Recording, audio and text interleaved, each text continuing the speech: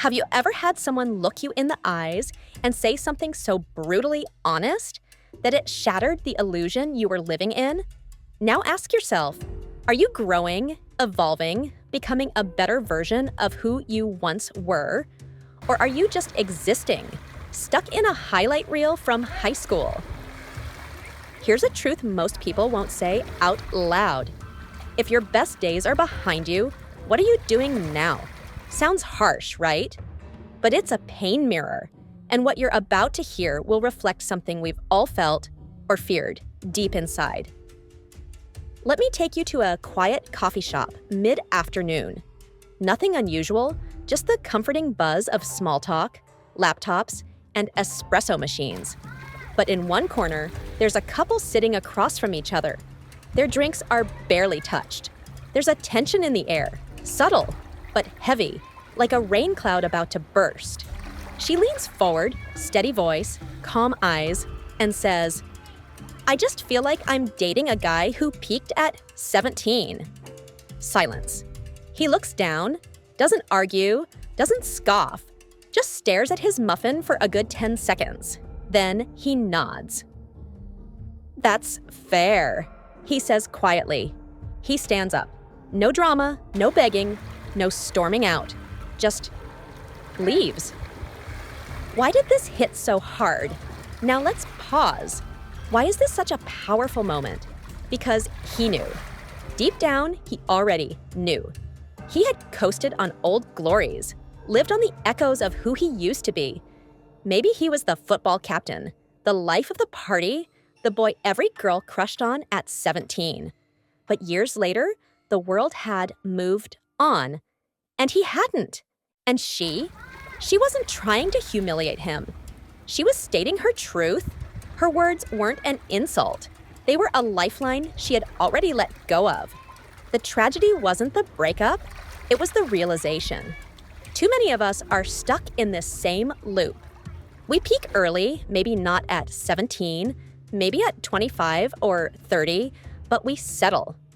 We become the remember when kind of people. Remember when I was fit? Remember when I had that big job offer?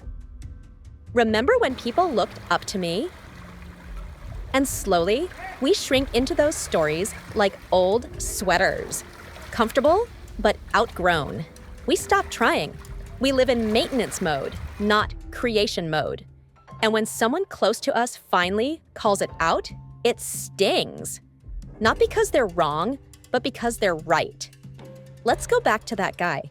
His reaction was rare. No anger, no denial. Just a quiet, painful acknowledgement. That's what made this moment go viral. Because he didn't fight back. He knew it was true.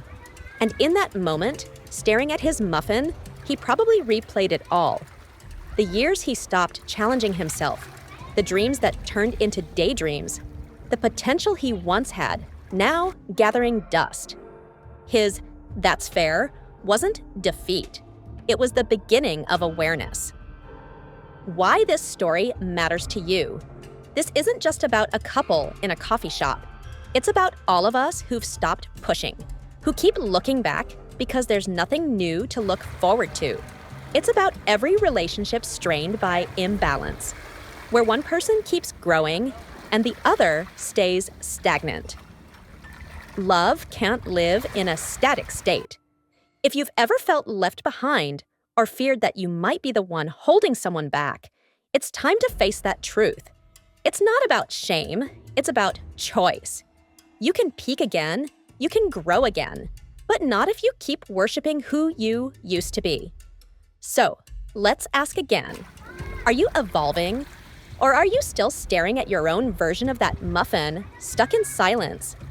Because someone, somewhere, might be quietly waiting for you to grow with them, or they may already be walking away.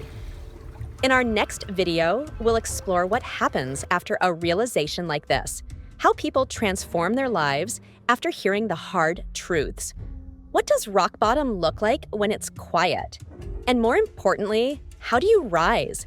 Subscribe, stay with us, and until then, take a hard look in the mirror. Not to judge yourself, but to find out who you still have time to become. Because sometimes the most powerful wake-up call comes not from a fight, but from a quiet